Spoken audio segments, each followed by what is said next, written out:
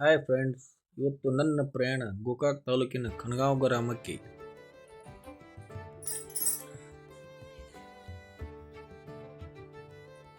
ಕಣಗಾಂವ್ ಗ್ರಾಮದಲ್ಲಿ ನೆಲೆಸಿರುವ ಕನ್ನಮ್ಮ ದೇವಿಯ ದರ್ಶನಕ್ಕೆ ನನ್ನ ಪ್ರಯಾಣ.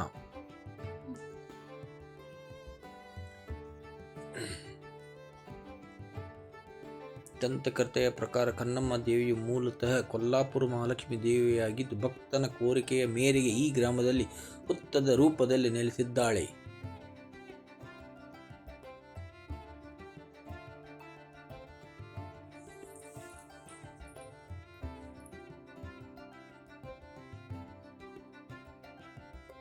ಇಲ್ಲಿ ಪ್ರವೇಶಿಸುವ ಮೊದಲು ದೇವಿಯು ಒಂದು ಎತ್ತರ ಸ್ಥಳದಲ್ಲಿ ನಿಂತು ನಂತರ ಗ್ರಾಮದಲ್ಲಿ ಪ್ರವೇಶಿಸಿದಳು ಎಂದು ಹೇಳಲಾಗುತ್ತದೆ. ಅಮಾವಾಸ್ಯೆ ಮತ್ತು ಹುಣ್ಣಿಮೆ ದಿನಗಳಲ್ಲಿ, ಮಂಗಳವಾರ ಮತ್ತು ಶುಕ್ರವಾರ ದಿನಗಳಲ್ಲಿ ನುಡಿಗಳನ್ನು ಹೇಳಲಾಗುತ್ತದೆ.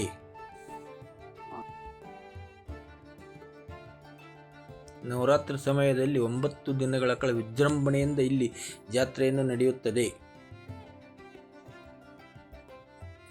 ಇದು ಗೋಕಾಕದಿಂದ 20 ಕಿಲೋಮೀಟರ್ ಹಾಗೂ ಬೆಳಗಾವಿಯಿಂದ 55 ಕಿಲೋಮೀಟರ್ ದೂರದಲ್ಲಿದೆ.